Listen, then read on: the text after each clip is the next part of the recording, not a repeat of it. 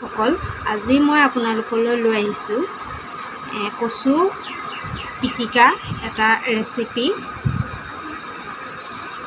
কচু থুৰৰ পিটিকা কেনেকৈ বনাই চাওঁচোন আহক।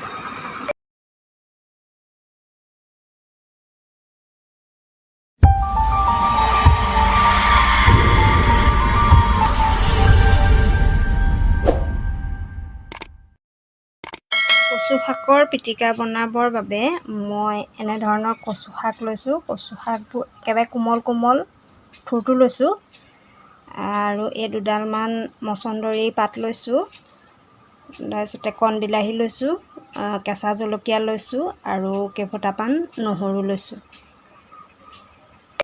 এতিয়া মই এখন কেৰাহী এনেকৈ গেছৰ ওপৰত তুলি ল'লোঁ। ইয়াতে মই কচু শাককেইডাল দি দিম। যিমানখিনি বস্তু লৈছিলোঁ গোটেইখিনি ইয়াত দি দিম। কচু শাক, মচন্দৰী, বিলাহী, নহৰু, জলকীয়া চব ইয়াতে দি দিম। ইয়াতে দি দিলোঁ। গেছৰ জুইটো কমকৈ লৈছোঁ। ইয়াতে মই অকণমান পানী দি দিম, বেছি নিদিওঁ, অকণমান দিম।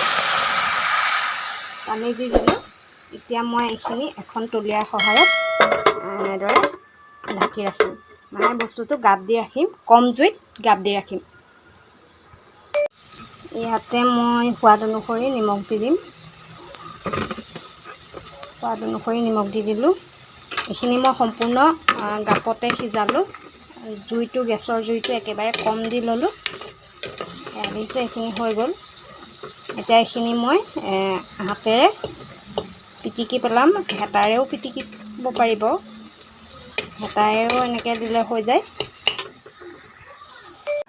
এইখিনি মোৰ কচু শাকৰ পিটিকাখিনি হৈ গৈছে। এইখিনি এতিয়া কাঢ়ি ল'লোঁ। কাঢ়ি লৈ এনেদৰে আপোনালোকে হেতাৰে থেতেলিয়াই দিব। কচু পিটিকা হৈ গ'ল। এয়া দেখিছে, কচু পিটিকা পাতত দি খায়, কিন্তু আজিকালি যিহেতু মানুহৰ ঘৰত জুইশাল কম থাকে, সেইবাবে এনেদৰে আপোনালোকে কেৰাহীত দিও, গেছত কেৰাহীত দিও খাব পাৰে। এয়া দেখিছে, মোৰ কচু পিটিকা হৈ গৈছে। মোৰ এই কচু পিটিকাৰ ভিডিঅ'টো চাই আপোনালোকৰ কেনেকুৱা লাগিলে জনাবচোন। যদি ভাল পালে লাইক, কমেণ্ট, শ্বেয়াৰ কৰিব। আৰু যদি মোৰ চেনেলটো প্ৰথম চাইছে তেনেহ'লে ছাবস্ক্ৰাইব কৰিবলৈ নাপাহৰিব। লগতে কাষতে থকা বেল আইকনটো ক্লিক কৰি দিব। ধন্যবাদ।